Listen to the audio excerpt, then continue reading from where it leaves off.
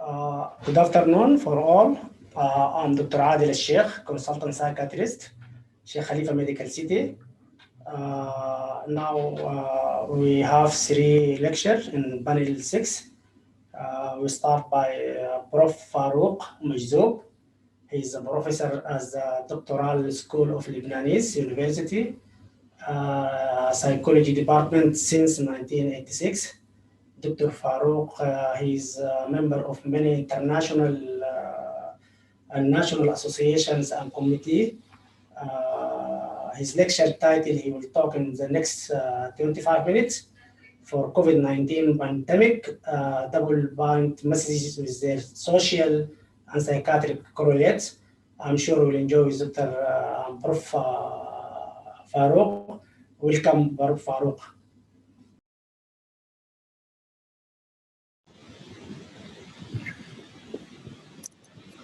The coronavirus COVID-19 pandemic's double-blind messages with their social and psychiatric symptoms correlate. What is a double-blind message? The conflict of contradicted versions has certain analogy with the theory of double-blind. The paradox and the double-blind would be the key mechanism which could be behind mental pathology and in particular schizophrenia. A paradox is constituted by two incompatible propositions stated very often through different levels of communication, verbal and non-verbal, report and command, preventing their incompatibility from being disclosed. The typical example is a mother who says to her son or her daughter, "I love you," but whose body language conveys rejection. What are the effects of the double-blind messages? When a child is stuck in such a paradoxical system of communication, when he or she cannot avoid such an environment, he or she is going to feel gradually mystified and disqualified, running the risk of finding herself punished, or at least feeling guilty the time he or she comes to perceive correctly the contradictory propositions, the conflict between what she does and what he or she should have done. The relationship between double-blind messages and schizophrenia. When the child's individuality is not recognized but permanently bombarded by incompatible messages from his parents, he or she will gradually lose all affects and will call his sensations into questioning in order to adopt a schizophrenic behavior. This insane behavior is following the school of Palo Alto, the only adequate behavior for such a situation. It is a normal response to a pathological family system. The mechanism of double-blind messages at the socio-political level. The case of Lebanon. In a social structure characterized by interconfessional frictions, by communitarism, such is the case of Lebanon. The dominant community with respect to bankruptcy adopts a hidden system of communication, a paradoxical system aiming at disqualifying in a subtle manner the opponent communities, displacing the economic problems and corruption on the weakness of the Lebanese state. This Lebanese state is really called here as designated patient. This designated patient, the Lebanese state, plays the role of a scapegoat on which are projected all the perverted shadow of the dominant group, the drama cultivator group, as if the Lebanese state was hosting the ill parts of the latter. If the majority of the Lebanese citizens attempt to liberate themselves from the system, from the dominant group, this will lead to a counter reaction from the system and from the other. You see, aiming at preventing the autonomy of the states with the aid, if needed, of an aversive social treatment. The dominant groups cannot accept any questioning relevant to the system. Any change is lived as dangerous, and they create for that purpose some myths, such as the quota myth.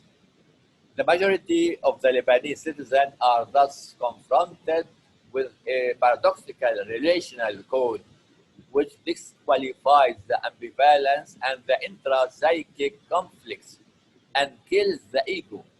They protect themselves in giving up their autonomy and adopting a crazy-making behavior. They dissolve precautiously their identity in order to avoid being killed by the others. Double-bind messages at the international level. The double-bind messages are also well detected at the international level. The New World Order's dictum delivers blazing speech on democracy, whereas one witnesses social and universal acts which contradict totally democratic life, denying it in actions that alienate people and make them unable to develop coherent system of values that assist them in facing the hostile outside world. The binding aspects of COVID-19 pandemic. Due to the highly contagious and infectious features of COVID-19 pandemic, international and national borders are sealed and a lockdown is imposed by the nationwide authorities of each country throughout the world. Human beings all over the world have to bound their lifelong need for social bonding from fear of viral contamination from the outside world.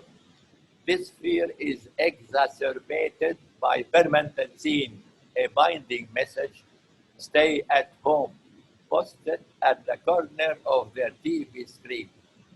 An imposed stay at home in the form of a lockdown is a challenge to one's identity, to one's neural structure, which reveals that one is in need of connecting to other people in the outside world in order to develop well and feel balanced.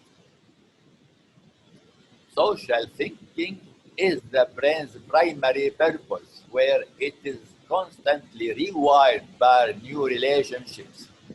Deficiencies in the quantity or the quality of social ties and the absence of social connectedness during the imposed lockdown lead to feelings of loneliness, detrimental effects on health and happiness, variances in the brain's gray matter, deterioration in cognitive processing and emotional regulation. Loneliness is associated with decline in functional capacity, dementia onset, mortality in later life, implicit hypervigilance to social threats, reduction in the perception of a meaningful existence. An imposed stay at home in the form of a lockdown may provoke in the individual feelings of distance and estrangement from one's own body and emotion.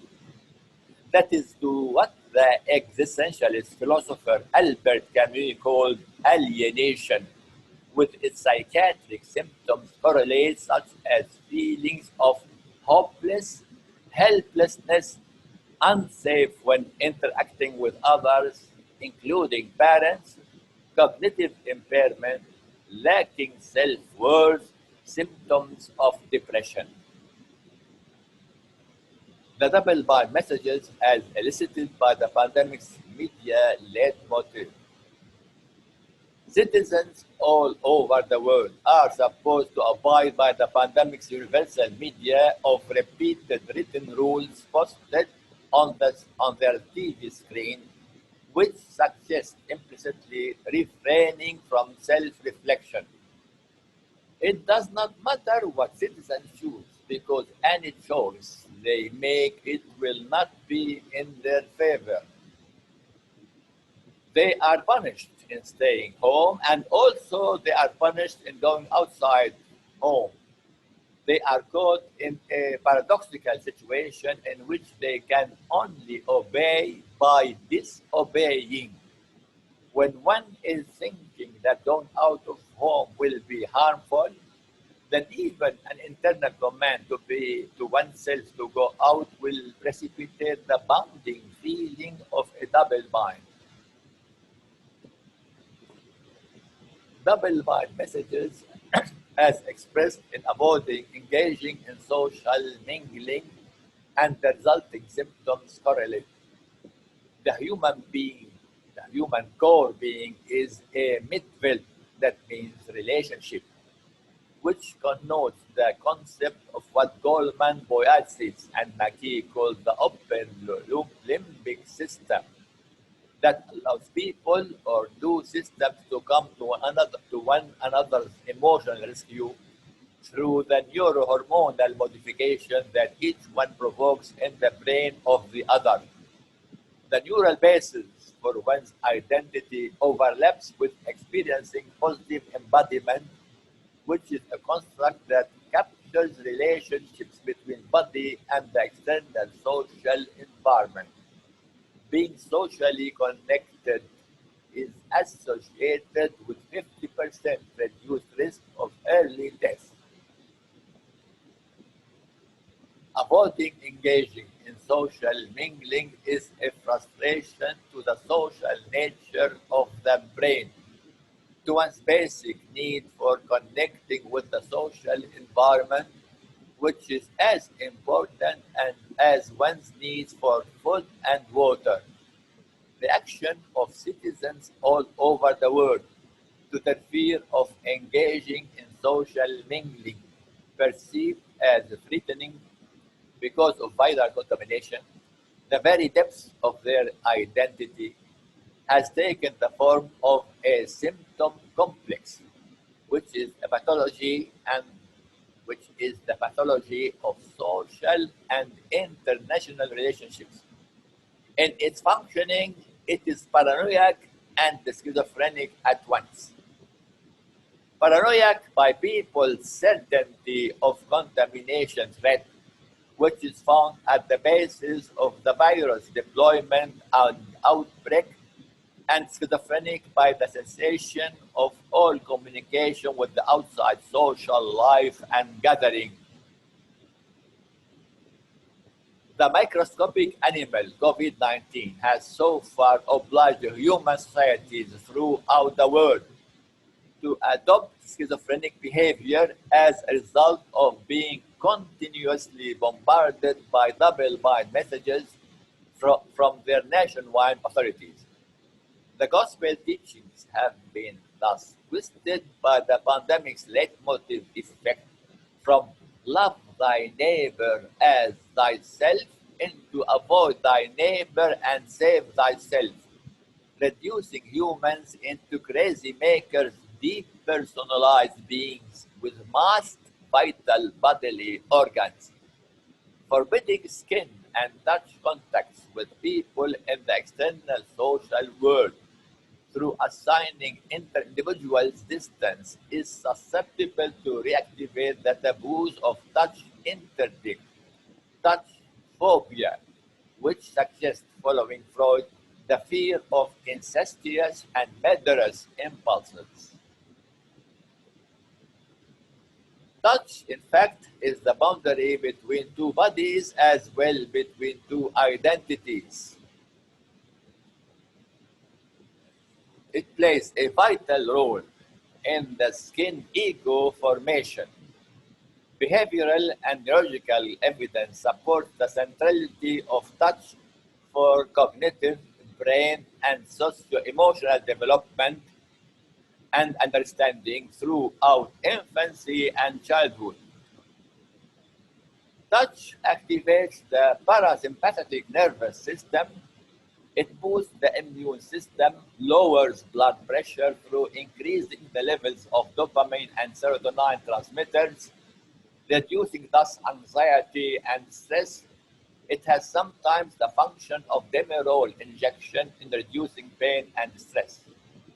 Prohibiting skin contact and interpersonal touch is to deprive people from social and emotional growth and understanding.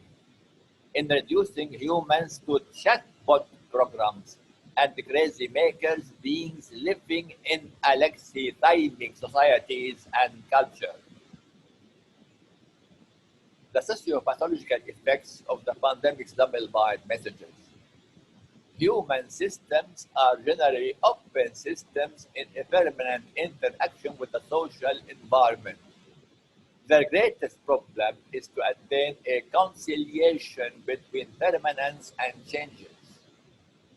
A sudden social disruption from the pandemic's binding messages without being preceded by an intermediate stage created a kind of biological, psychological, and social discontinuity that triggered a special kind of blow to one's psychobiology and social philosophy, to one's self-image that pushed humans and family members all over the world over the edge of sanity.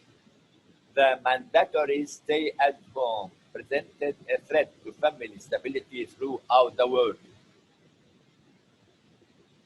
Guided by the systemic theory, one can expect the interconnection inside the group of family members in the wake of COVID-19 pandemic to be affected by their inner state of anxiety and fear and their obsessive compulsive behavior towards washing hands and avoiding proximities. The sudden social disruption accompanied with a feeling of helplessness with respect to the remedy of COVID-19 is susceptible to affect family members throughout the world emotionally on all levels, reducing their feelings of hope, safety, and trust.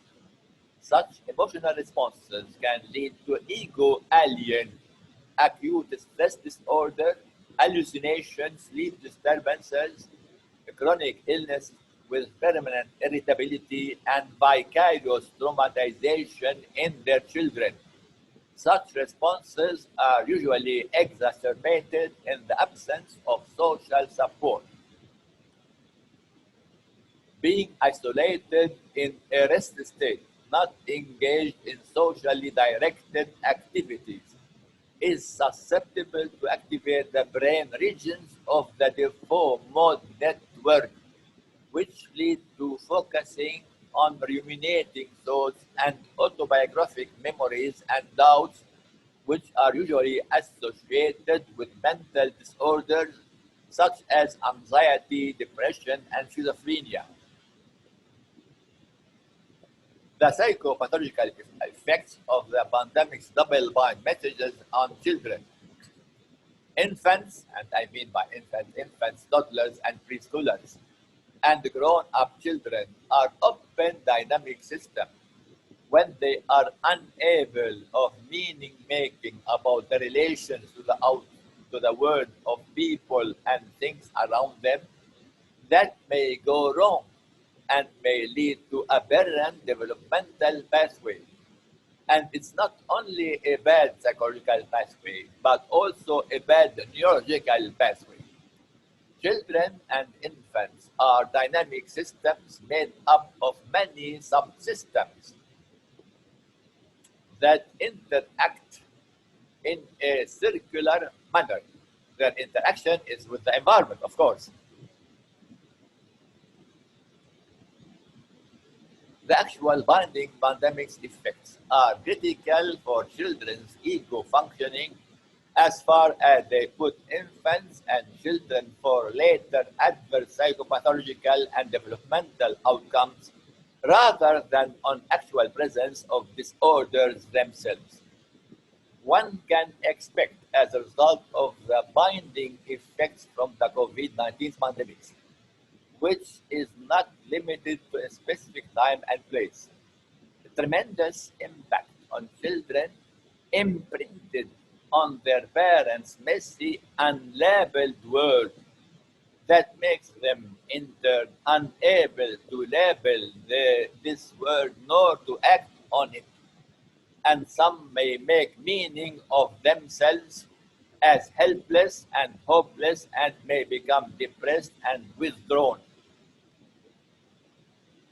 From a systemic and vicarious traumatization perspective, one can view the parents' messiness during the sudden social disruption, their various psychopathological responses during the lockdown, as communicable states in the sense that these states are associated with multiple emotional, cognitive, and behavioral problems that can be transmitted from caregivers to offspring over a lifespan. The COVID-19 pandemic, with its double binding messages, has interrupted and distorted the meaning-making process that is the fundamental developmental process in infants, children, and adults all over the world.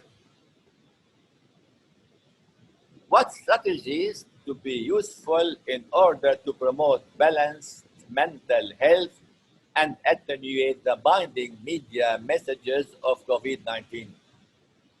Infants' mental health is defined as the developing capacity of the infant and young child to experience, express, and regulate emotions, form a close and secure relationships, and explore the environment and learn, all in the context of cultural expectations. The above definition refers to cognitive, behavioral, and emotional well-being that are also characteristics of children and adults' mental health. The World Health Organization stresses that mental health is more than just the absence of mental disorders or disabilities. The pandemic's binding nature is biopsychosocial, susceptible to impede large spectrum of adults and children's mental health and put them at risk of experiencing mental illnesses as well as physical health problems as far as they have no access to mental health services. Long period of lockdown, confinement, and social distancing as measures taken to prevent the spread of disease might provoke a wide array of psychosomatic symptoms with their psychiatric correlates. Prolonged stressful and anxious feelings affect one's overall physical and mental health, fragilizing the immune system, leading to cardiovascular disease, cancer, diabetes, and exacerbate osteoporosis, arthritis, and allergies. Psychosomatic pain, such as pain in the neck, shoulder, and the back, are the location of anxiety. This is why many people nowadays they have pain in their neck, shoulder, and their back. Accumulation of anger, stress, and helplessness hinders the liver's activity and impedes the spleen immunization functioning. What can clinicians, psychiatrists, pediatricians, health service providers do in such a socio-international dilemma where family members and their children feel trapped in a situation where they fail to make meaning of what they face and live? The crazy-making behavior resulting from the pandemic's binding messages usually motivates people to desire a reduction in the level of their discomfort. This might lead to action, but in many times this might lead to withdrawal. How can we help people step into getting out of the bindings media system of COVID-19? As a multimodal psychotherapist and coach who emphasizes bodily energy and consciousness in the healing process, a great importance should be accorded to psychoorganic analysis and core energetics therapy. People experience the world in the present in their bodies, their animated bodies. They experience others through the effects that others have on them physically and biologically. The body is built, in fact, to heal itself, and breathing is part of the living body's fundamental function. The breathing center and the sleep center are located above the lower edge of the skull in the brain stem. The proximity of these two centers put into focus the relation between breathing and relaxation as an efficient healing technique for people suffering from various traumatizing states. Many therapeutic relaxation techniques can be used to instill the emotional balance in the individual through permitting the lower limbic regions to become aroused enough so life can have a meaning. This in turn can enhance the brain's mood lifting neurotransmitters such as the dopamine and activate the internally pain inhibitor neurotransmitters such as the serotonin, the endorphin, and the gamma aminobutyric acid. Deep relaxation techniques stimulates alpha and theta brain waves, which play a vital role in memory and learning. Alpha waves are recorded from the scalp above the occipital cortex when the eyes are unfocused, and no active mental processes are taking place. As for theta waves, they are observed in stage 2 sleep. In humans, they are recorded in trances, hypnosis, and deep daydreams. One can feel and regulate her vital energy all alone through mindfulness-based stress reduction program or by means of exercises based on body movements carried out in nature or with a supervisor. Adjunctive psychotherapy could also offer a chance for emotional regulation through music and dance, which exert an effect on brain waves in activating the empathic and cognitive brain's functions and in reprogramming one's mirror neuron system. Music and dance, and I mean here by dance, modern dance, which emphasizes inner feelings and physical expressions that could be performed in solo or also in a group.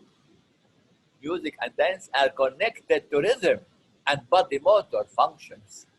Societies assisted by professionals in the field have to translate such techniques into practice through opening non-profit centers that welcome family members, each family member taken individually, or on the other hand, societies have to implement such techniques through pre-recorded TV programs. Research results confirm that the availability of supportive persons or even thinking about supportive others can reduce cardiovascular and neuroendocrine responses to stress. Thank you. Thank you for listening.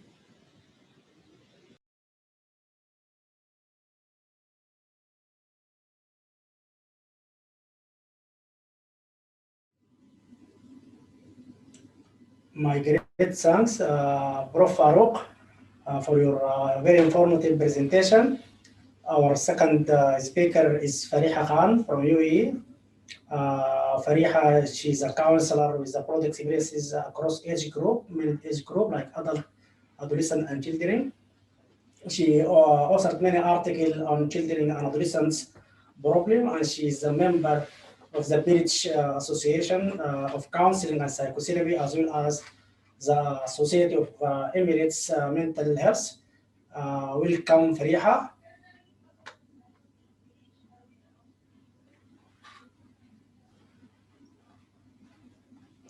and Fariha, she will talk about psychosocial impact of COVID-19.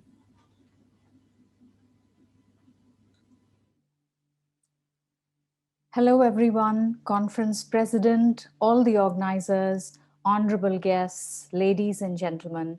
I'm Fariha Khan from the Health Call Clinic in Dubai Healthcare City. I'm truly honored to be a part of this esteemed international virtual conference in Abu Dhabi on mental health and COVID-19 this year. Needless to say that COVID-19 has indeed affected nearly everyone in one way or another, regardless of country, nationality, creed, color, gender, or social class. Life change for everyone from all walks of life, adjustments and acceptance was needed to bear the losses and face the challenges of dealing with the new norms and of this pandemic. Today, my presentation is about the psychosocial impact of COVID-19. Let's see the aims of my presentation. The aim is to describe the psychosocial impact of COVID-19 on the public and highlight the challenges we are facing and efforts required to address the mental health of individuals. It also discusses the effect of the stresses of the pandemic on the mental health. I will be pointing out factors which helped adjustment, recommendations, and implications for research. Now I'll be touching briefly on the background. So we first heard about the virus in December 2019, and soon after it was declared a public health emergency of international concern by the WHO, and then it progressed swiftly to a pandemic in March 2020. The term psychosocial refers to the psychological and social factors that impact mental health.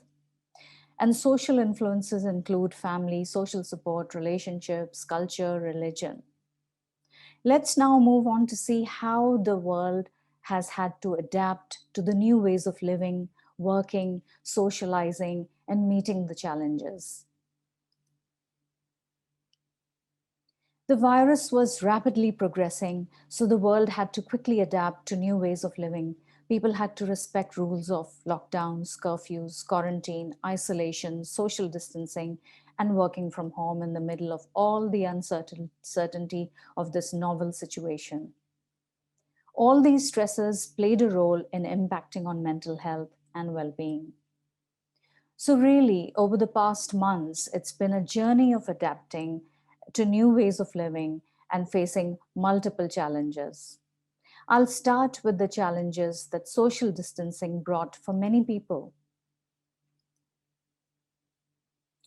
So social distancing was crucial to slow the spread of the virus, which meant a distance of 2 meters, no hugging, no shaking hands, and earlier no gatherings also.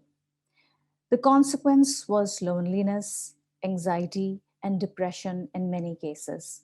Research from the USA has revealed that social distancing increased loneliness and rates of depression. Also reported was a high prevalence of psychological distress in cases with longer duration of quarantine, which was seen to be associated with PTSD symptoms. Additionally, a study showed the duration of isolation was strongly associated with mental health symptoms more than the intensity of loneliness. And a study from China shows children and adolescents experienced increased anxiety and fear after prolonged physical isolation from their peers, their teachers, and extended families. So research confirms that loneliness and social isolation can cause harm to psychological well-being. People presented with low mood, fear, boredom, frustration, confusion, and anger. And we could also see another very important stressor, which was stigma and shame. Stigma and blame came to light as fear of infection grew. People who were infected or quarantined experienced feelings of shame, guilt, and their families were impacted too. Some people were afraid to go even for a test in case they got a positive result. The pandemic also had an acute impact on the elderly, as they were the most vulnerable initially. The data has highlighted social distancing increased levels of loneliness and social isolation in older adults. In the early phase of the virus, the elderly were at higher risks. So it was very difficult for families, on one hand, to keep away from them, to protect them from exposure to the virus, if any. And then at the same time, they had to make sure that they didn't feel abandoned also.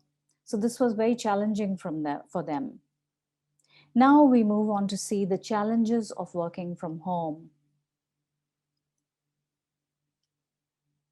Work from home was the new norm. Consequently, homes had become like makeshift offices. And in the absence of travel, people were home mostly 24/7. Many adults, regardless of age and gender, expressed frustration and a need for personal space. Also, online schooling and childcare duties impacted some families where parents had to monitor children and do their own jobs as well. Plus the interruptions, and then keeping children occupied after the classes, and also the older ones facilitating them with their studies during the lockdown period.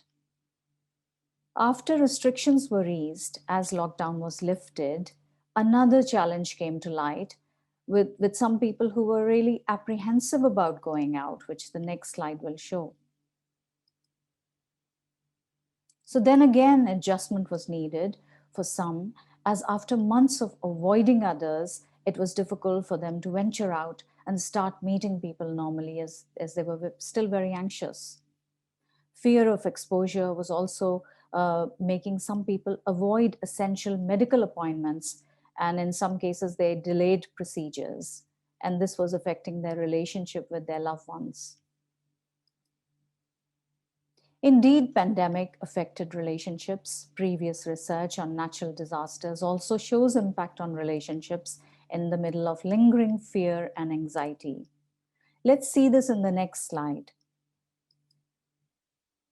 Lockdowns and working from home meant more than normal contact with partners and family members, which was overwhelming for many. Also, with more time at home, there was an increase in daily chores, more meals to cook, washing, cleaning. So in many cases, partners were exhausted and ruptures were seen in relationships. Then fear of catching virus was disabling for some. In some cases, intimacy and sexual life was impacted too. However, some people adjusted and found ways to manage and regulate with hobbies, exercising, music, praying, etc. Research shows that stressors such as illness, lack of adequate support, financial problems can affect relationships.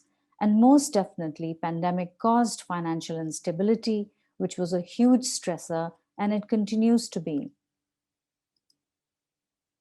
There were pay cuts, financial losses, unemployment, which further intensified the negative emotions experienced by individuals. There was a rise in stress, tensions, anger, anxiety, and fear. Research will be needed to have better measures put in policy to boost the economy. In the UK, government gave £10,000 to some businesses and £500 for the ones who had to isolate and couldn't afford it. They also paid some part salaries of workers in some businesses. Here, extra stimulus packages and discounts were given. These times have been challenging, to say the least, for really all the governments.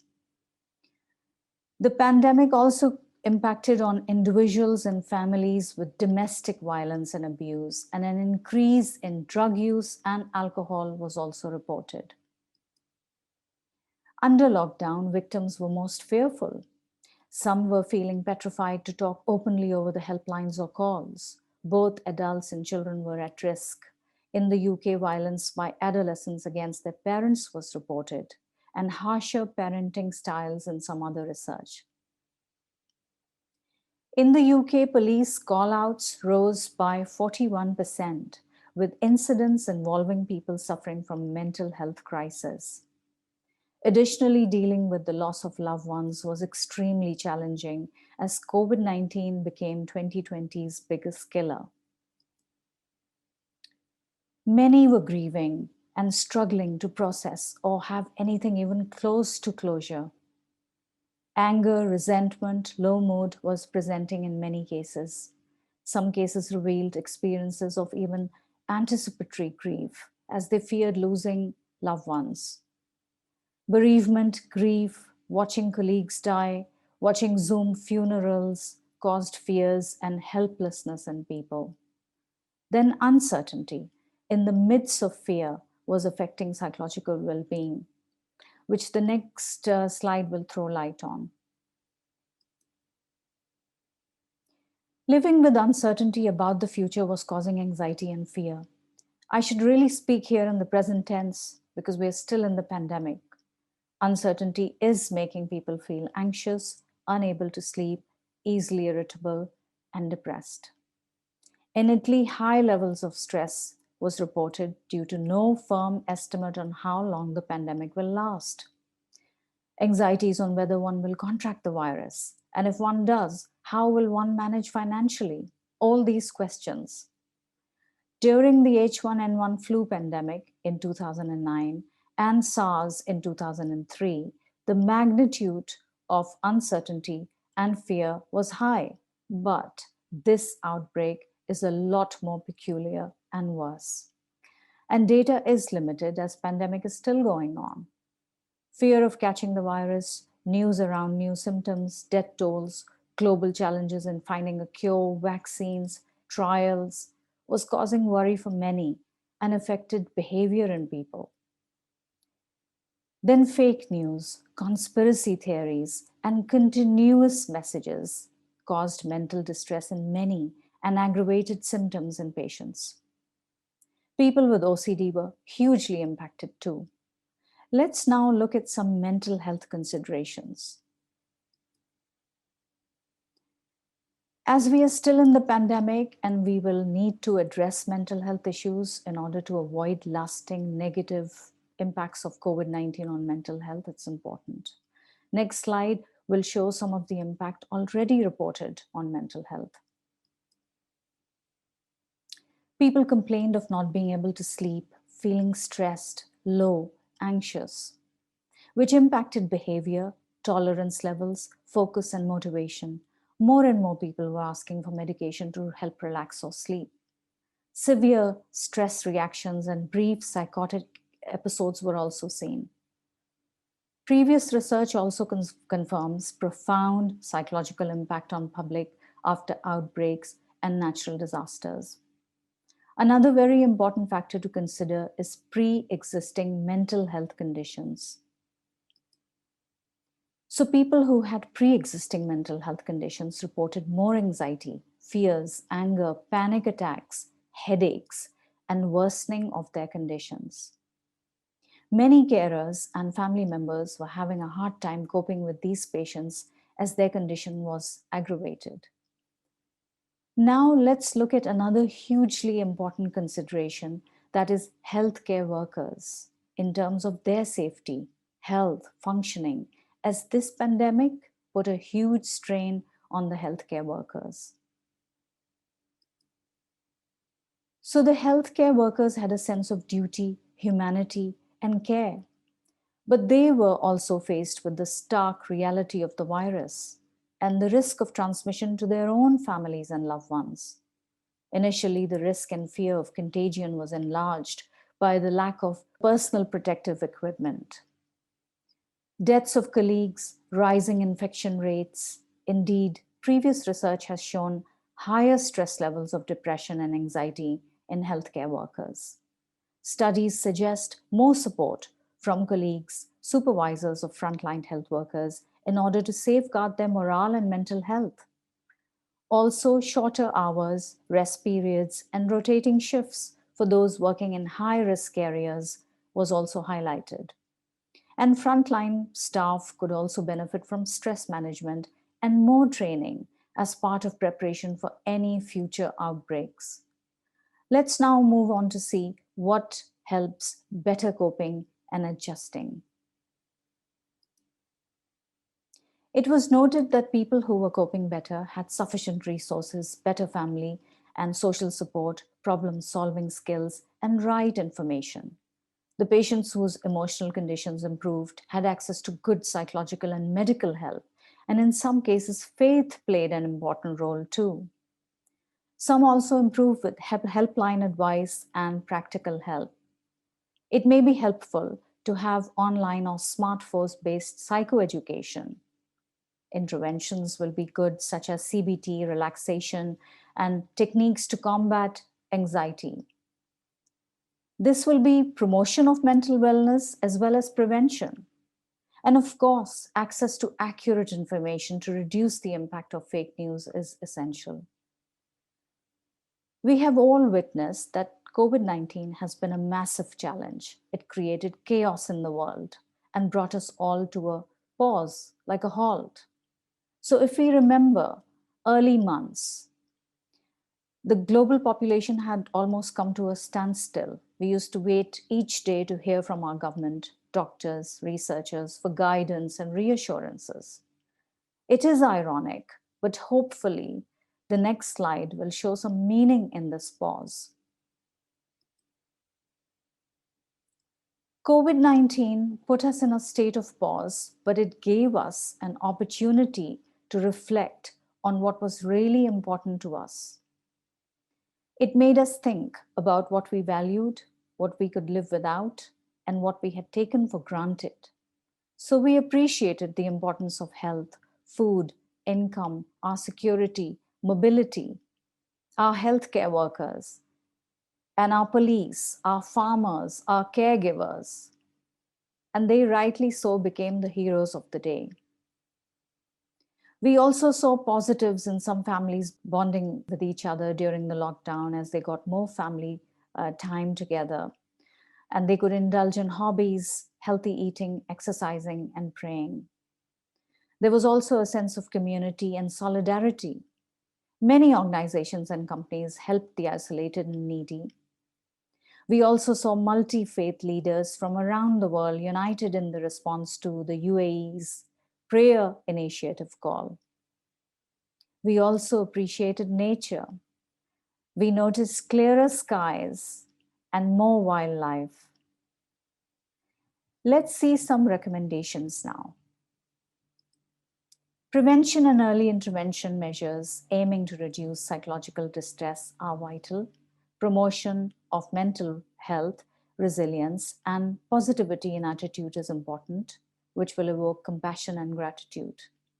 Also, the input of psychiatrists and other mental health professionals on any task force which is formed for strategy for fighting COVID-19 is important. A campaign against stigma is also very important, and a lot of research. So let's see the implications for research now. So as psychosocial impact may continue to manifest in the post-COVID-19 period, research is needed in knowing more on interventions in terms of what helped, what was efficient, and more useful. Research is needed in knowing on better training, being better prepared, and having improved interventions in place, addressing stresses of the pandemic, taking into account individual vulnerabilities, adjustments to new norms, compliance to standard operating procedures, lockdowns, financial strain, grief, bereavement, and most certainly more awareness and promotion of mental health is needed. Let's move to conclusion now. A review of the studies performed in some parts of the world showed that COVID-19 has caused negative psychosocial impact. It's important to have psychological and medical support, training, appropriate interventions, resources, financial security, faith, resilience in terms of adjusting and awareness, and access to right information is crucial. We will see the concluding thoughts now. So to conclude, research articles and review of past studies and caseloads indicate COVID-19's negative impact on mental health in terms of presentation of heightened emotional stress, increased anxiety, and depression. Going forward, despite being in the midst of the second wave now and uncertainty we are facing, it is imperative that we all follow rules and adapt positively so we can get through this pandemic. With this, I come to the end of my presentation. Thank you.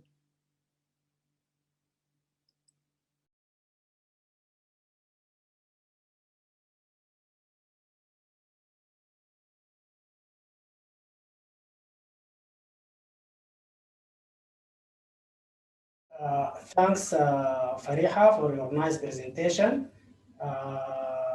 We'll see you, inshallah, in panel discussion.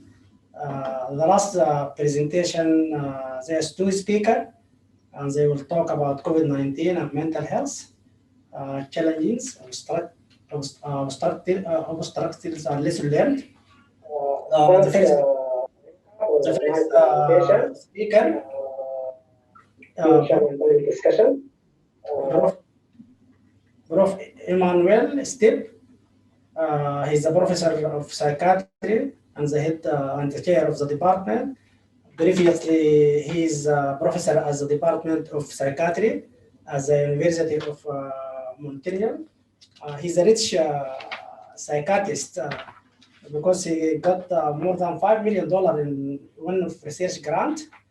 And his interest evolved around the neuropsychology and cognition, phenomenology, brain imaging, psychopharmacology, and global mental health and history of psychiatry. Welcome, Prof. Emmanuel. So I'm very pleased to be at this symposium. I would like to thank the organization and the scientific committee for allowing us to present on the COVID-19 with Dr. Naida Naez Hamed. It's a nice opportunity for us also to invite some Canadians at this symposium. 2 or 3 of my colleagues are presenting at the same symposium. It's not a face-to-face this year. I hope that we are paving the way to do that every year. So the COVID-19 is a huge subject to describe, and I don't have any conflict of interest, even if I would speak about chlorpromazine, hydroxychloroquine, or WhatsApp. And there are 3 main objectives of this presentation. The first one is to look at the challenge with the intensity, the complexity, and the nature of the psychological distress with which is linked to the COVID-19. We will do something about repositioning because our behavior change as a mental health professional, as psychiatrists, as a psychologist. And I will illustrate these two first features with some research, some papers we published this year about the COVID-19 to illustrate this complexity. So we are a new department, young department of psychiatry with 5 professors, 10 adjunct professors. We have a nice collaboration with SAHA. We teach from pre-med to residency program and master and PhD. We have a nice activity in research, and fortunately we were able to publish 10 papers on COVID-19 this year. And these are my colleagues, and some of them are presenting to this symposium today or tomorrow. So I would like to begin by question. It's not a face-to-face, but I won't expect to get some, so it's registered, so I don't expect to have the answer, but I did this literature research with these 2 keywords, mental health and COVID-19, and look at the results. PubMed, more than 3,000 papers. Lancet, more than 300 papers. Google Scholar, more than 40,000 entries, and Frontier, almost 10,000 papers. It's the first time in the scientific history that there is a transfer of knowledge so active. We are in 21st century, and the technology is here. But it's a reflect of the impact of the pandemic on the knowledge, the science, and the anxiety of the society, and the difficulty to the society to well respond. So it's a huge transfer of knowledge, first time in this story. We had to adjust in our department for teaching, and video teaching was based with Blackboard and MS Team, and as you can see, teachers are in front of the students, and we had to train comedians to allow students to be face-to-face through the video with a similarity, with a kind of similarity with the patients. So we trained the comedian, we were able to create clinical vignettes and to do a OSCE exam. The exam was very challenging because we have to control the environment where the students are at home with the only computer without any other source of information. And we had eye tracking and etc. It was very complex, very controlled, but we were able also to do the admission exam for the new student for the College of Medicine. More than 200 were accepted. So it was challenging, very interesting. But first of all, I would like to compare two countries in terms of the impact of the COVID, Canada and UAE, obviously Canada. And as you can see, it was in June when I gave a presentation in Canada, the number of deaths per million was more than 200 in Canada and only 30 in UAE. And the number of tests was 72,000 and more than 300,000 in UAE. And in November, you can see that's 1 million tests per million habitant population compared to 260. And the number of deaths, there is a huge difference. It's multiplied by six times or more comparing the two countries. So there are some discrepancies in the country, and in Montreal the situation was catastrophic. In Quebec, with 8 million population, it's very similar to UAE in terms of population, but the number are very similar to the global Canada numbers.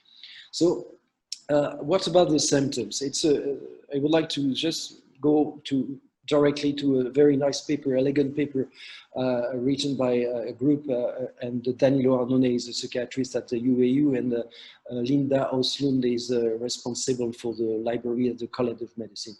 And they had access to 7 observational studies, and they pooled the prevalent symptoms for PTSD, anxiety, stress, and depression. And as you can see, more than 20% of the population has a type of psychological distress or symptoms. The prevalence of psychological outcome was similar in this population with healthcare and the general population. But there is a model which is needed to understand what happened. So there is a universal response after disasters, which are modulated by interaction between different fields. The first step is a fear response. When you have a hurricane, tsunami, or fires, or earthquake, or etc., you have a fear response. After that, you have a response to the separation, to the loss, to the grief. And you have after that a period of adjustment, of adaptation and learning.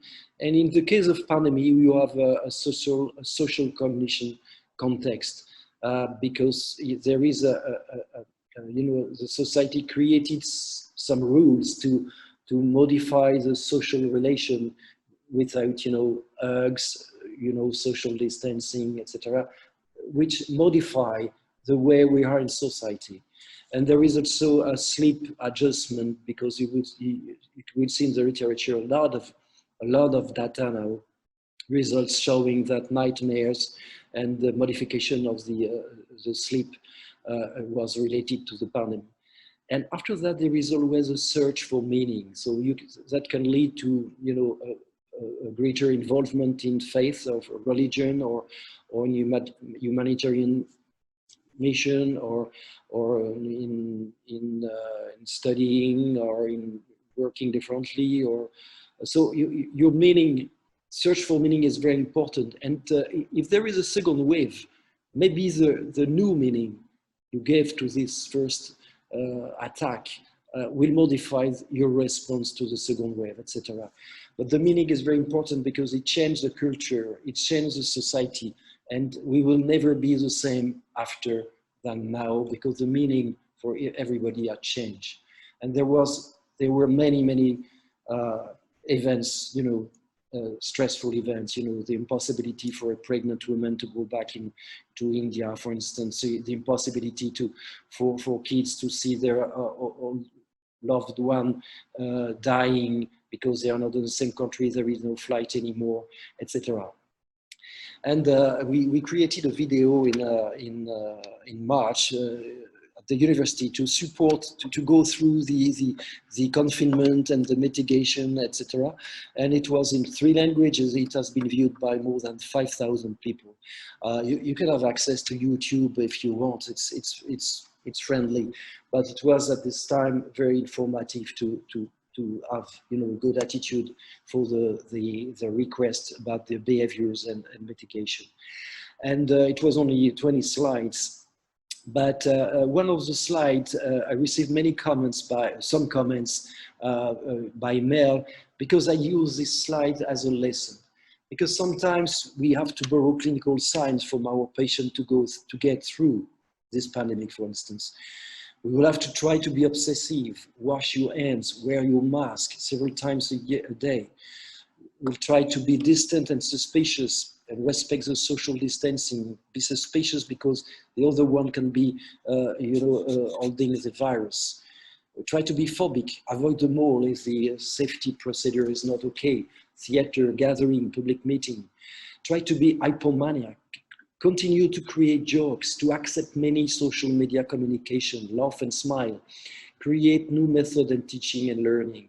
So the best teacher in medicine is sometimes the patient. And here I consider the symptom as a way for patient to be adapted to the world. And we can borrow clinical science for us, normal path, to be in good adjustment through this difficult situation and context. The model to explain symptoms is still very difficult, but we have 4 or 5 things easily understandable. First of all, the virus per se itself has an impact, a neurological impact. So a mental disorder can be related to that. But one of the first signs, for instance, is the loss of olfactory feeling. With 7% of the patient could have these symptoms at the beginning. But you can have also a psychotic episode. You can have fatigue, depression, catatonia. Some case report has been reported. The social dimension is very, very important. Social distancing, confinement policies, remote work, school work, loss of job, etc., difficulty with money. All these social contexts have an impact on the symptoms. We can see that in anxiety, depression, sleep. The medication and the treatment of the patient has an impact of symptoms. Some medication have a neuropsychiatric side effect. We will see that with hydroxychloroquine, for instance, but dexamethasone also. And treatment, you can see that the patient will go to ICU, intensive care unit. The proportion of PTSD and nightmare following years are still present in a high level. Vulnerability is the most important thing in mental health, because all the population, psychotic patients, chronic depressed or manic depression, etc., and can be, without any support. They cannot see their nurse, a psychiatrist. They cannot go to the daycare. They cannot in a rehabilitation program. They cannot afford them. They stop the medication. They are very isolated. They don't care very well of themselves. So everything is bad for them. And so the vulnerability is very important, and we have to be lobbying and advocating for protecting the vulnerable people.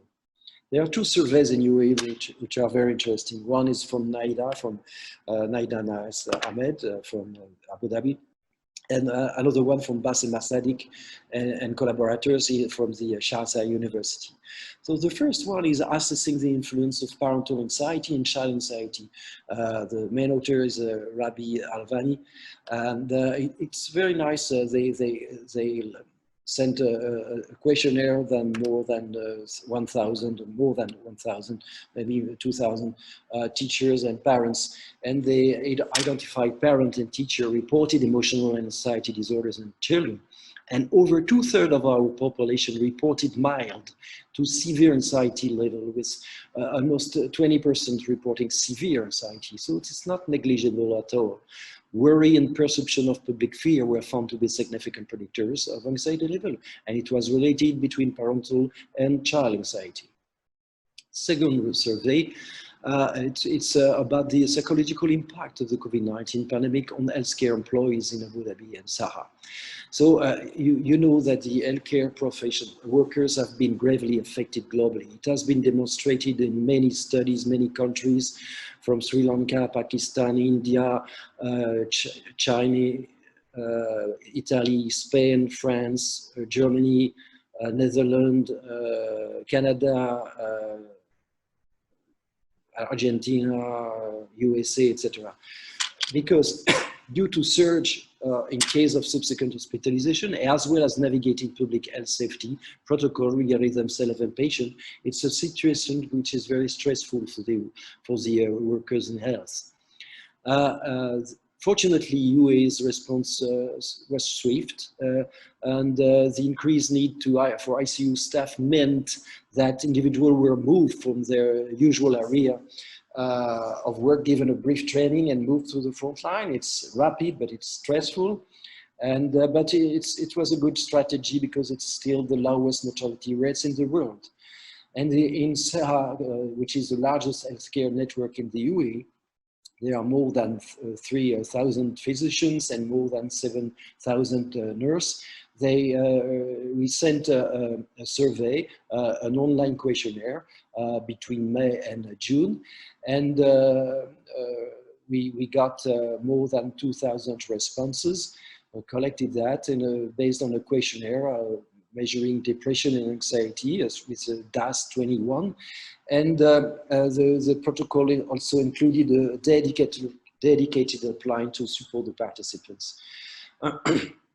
The results indicate that the response of the majority of the participants were indicating that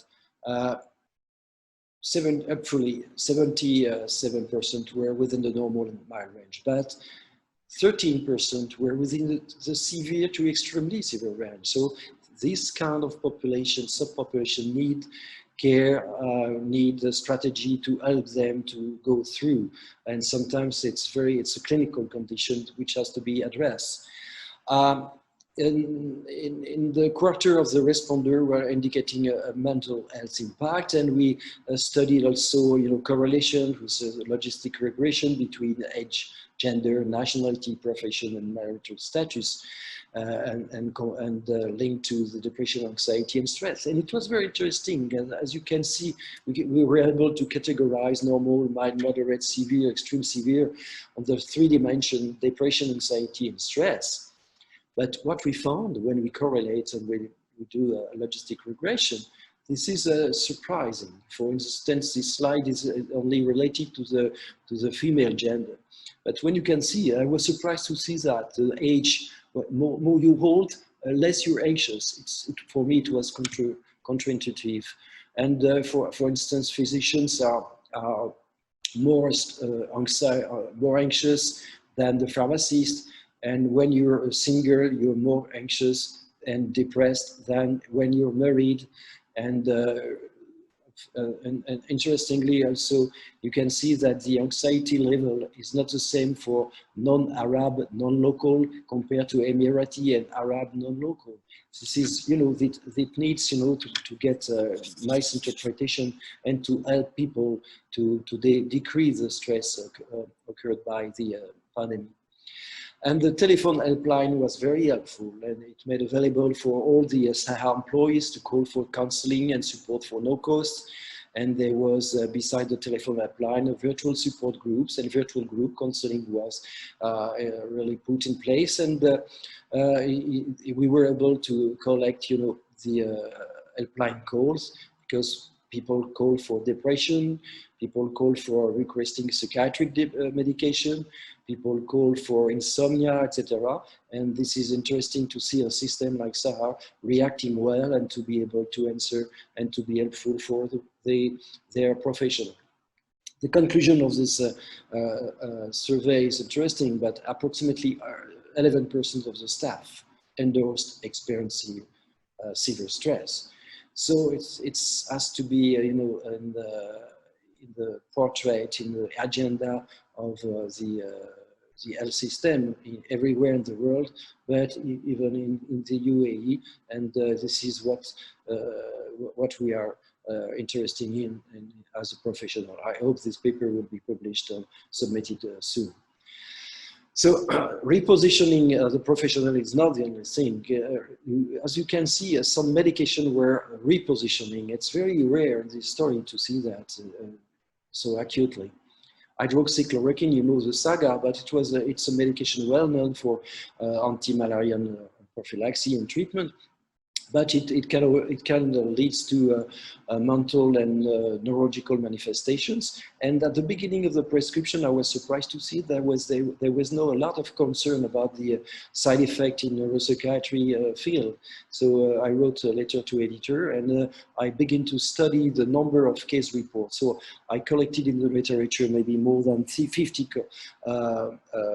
case reported in scientific journal, and mainly it was a psychotic episode. So it has to be known by the prescriptor and by the nurse and by the team in mental health, and even if there is a decompensation of a normal subject without any history in mental health. And I was surprised to see that there is not a consensus about the recommendation using hydroxychloroquine. And there is guideline from India, which are in contradiction to Canadian and US guideline. And I illustrated the case with a nurse with a history of psychotic episode with the hydroxychloroquine 2 years ago. The outcome was okay, but she got the COVID-19. The outcome was okay as well, and she went to quarantine, finished the quarantine, and she wanted to go to India for a humanitarian mission. But it was required by the government in India that she had to prophylaxis treatment with hydroxychloroquine. So, what is a physician, attitude and decision about the risk to relapse for a psychotic episode and prescribing a prophylactic drug, antiviral drug. So this case of situation is a clinical situation which can be encountered by many physicians and team. So the hydroxychloroquine could have psychiatric side effects. Not only hydroxychloroquine, corticoid, dexamethasone can produce side effects in psychiatric side effects. And the virus produce, again, the neuropsychiatric side effects. So it's difficult sometimes to distinguish between the effect of a medication if a patient is on hydroxychloroquine and if it's due to the virus because he is in infection. So we have to be, discriminating the clinical features for each patient. And conversely, some psychotropic drugs have an antiviral effect, and I will illustrate that with the Largactil, with the chlorpromazine, which is the first neuroleptic discovered in 1954. I was very interested by the history of phenothiazine, but I don't know if you're informed, but the methylene blue methylene is a phenothiazine. It is a very good anti-infectious medication and colorant, and it's the same, very similar to chlorpromazine. And I used to work on that when I wrote a paper who pioneered the antipsychotic in North America. And I was interesting to see that at the first beginning of the writing about this medication, there was some studies in vitro and with animals describing the antiviral property of the chlorpromazine because there is an effect on the membrane of the cells, like hydroxychloroquine. And at the time, at the beginning of the pandemic, I was on medication candesatran, which is a medication for hypertension, but which worked, with the angiotensin receptors, and the action is on the membrane. So I was very interested to study that again, and I found very interesting to find many papers describing the chlorpromazine, and I wrote a research letter to my colleagues in Canada, and it was very well received to propose to reposition the Largactil, the chlorpromazine, as as an antipsychotic, of course, but as an antivirus medication. And the mechanism of action is very interesting. You know, the virus want to enter in the cell, and there is a process which is called the endocytosis, and it's via the clathrin system, and the chlorpromazine block the clathrin system. So the virus cannot go inside the cells, and the infection is not going well. It's the chloroquine as an action a little later. So I was interested to see how it works. So we know the psychotropic drug with different side effects in psychiatry, stiffness, dry mouth, tardive dyskinesia, weight gain. But it was less known for us to see that the chlorpromazine in vitro and vivo was described as a potential antiviral medication against influenza, HIV, hepatitis C, alphavirus, adenovirus. And I proposed in my letter to some protocol, and it's a publication. And at the time, I was very happy to see that there are two clinical trials, one in Egypt and one in France, beginning to work with chlorpromazine for the patient with COVID-19.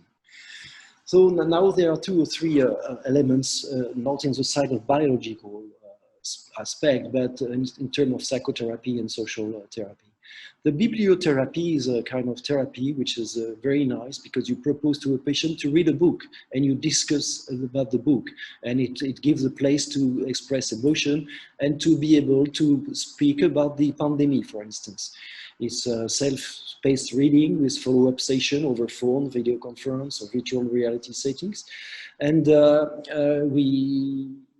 is no physical there is a benefit from the evidence-based medicine. Many studies show that, and we were proposing in a paper that several books to be read during the COVID and to discuss. So, you know, Prague, The Plague, Death in Venice, The Perfume, Little Woman, The Ladies of the Camellia, etc.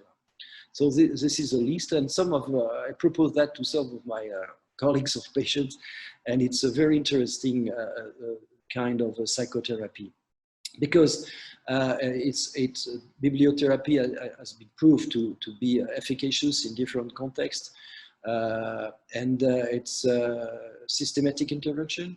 It's very helpful in educational and clinical context, and there is a meta-analysis on that. It's proved efficacious.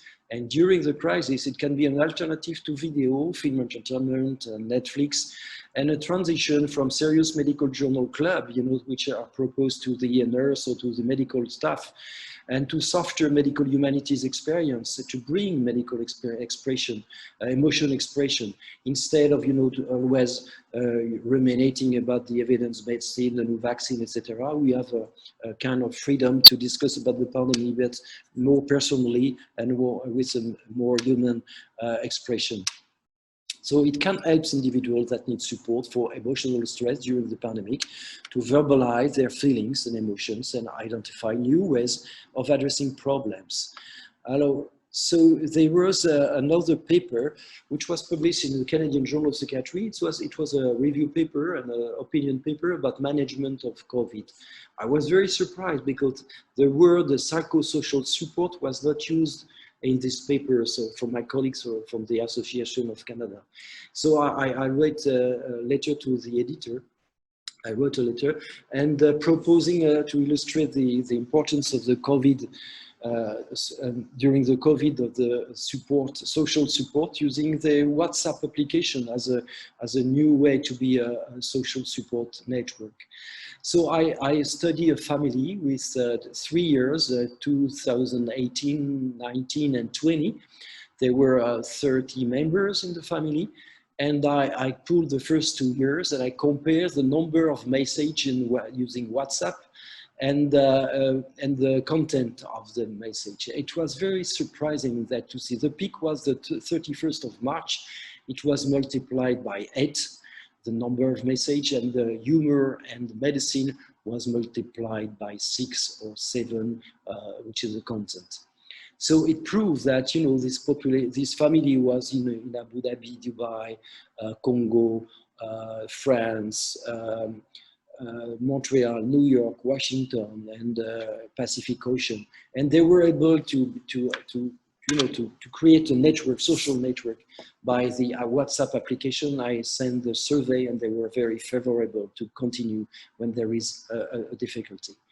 So that's it for this short presentation, and all the papers on the ResearchGate, and don't hesitate to communicate with me. And I hope you're safe, and thank you, and shukran. Thank you, Prof. Emmanuel and Dr. Nahida for this presentation, which is very informative, detailed presentation. Now we'll start the panel discussion. The first question is to Dr. Farouk. Yes. Are you hearing me, Dr. Farouk? Okay. One of the audience asked, what are the relationship between antisocial traits and the compliance with COVID measurement? Yes. The question it consists about 2 parts. This is the first part. Then the second part, what about your suggestion personally based on your experience? Now, okay, welcome. Antisocial traits really are characterized by not complying. Now, the problem here, what we are facing, to what extent those who are suffering, for example, from childhood contact disorders, from theft, they are really aggressive, not by nature, but due to the certain childhood experiences. Therefore, to what extent now during such a situation, which is really confining them, limiting them, are they able to control themselves? Are they able to be limited? This is the question. In fact, it is very difficult. This may turn inside home or upside down. We cannot really predict to what extent this could be really contaminated somehow to all other members in the family. Now, they won't comply. And one thing may be, and I'm sure of, I'm not sure of, that they might have a kind of a reaction formation mechanism behavior that is behaving completely opposite to that which provokes anxiety in them. Now this is rare, but it could be possible. That is really they are now. They find things are totally upside down, and they are in the inner side also upside down. So they might not comply to outside rules. They might go out. They might have a kind of outburst. Not being able to. So what you can suggest from your personal experiences? My suggestion is not so really easy to really control them, but they need, in fact, some guidance. And the question, to what extent are they able to really abide by such guidance? But now the question, what about their parents? Now this is very important, because if they are really, they have such a contact, it is not coming from God. It is related to behavioral influences.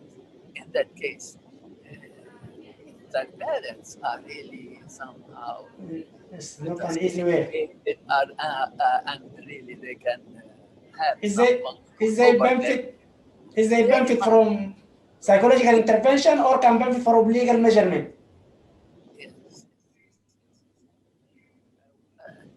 In that case, I might suggest that to send them to certain places who are really health providers, mental health providers. In that case, this is a matter of one-to-one. Okay. And you might have among them, among antisocial behavior, you might have even some borderline have also very impulsive. They cannot be controlled easily. But anyhow, if the parents, if there is a gap between them and the parents in terms of behavior, we can really, they can send them to special centers, which are really somehow Thank you, Prof. Farouk. Thank you. prepare themselves. Thank you, Prof. Farouk. The second question is for Fariha.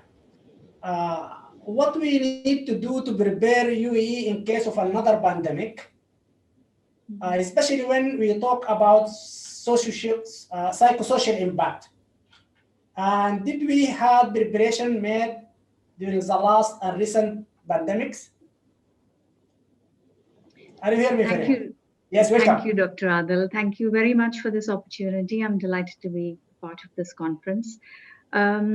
Firstly, I have to say that here in the UAE, I thought what we did was excellent because we were overwhelmed, yes, no doubt, but we did much better than many other countries, and we know that now because True. the rules and lockdown and all the things that were implemented there in March and onwards is what the other countries are doing now.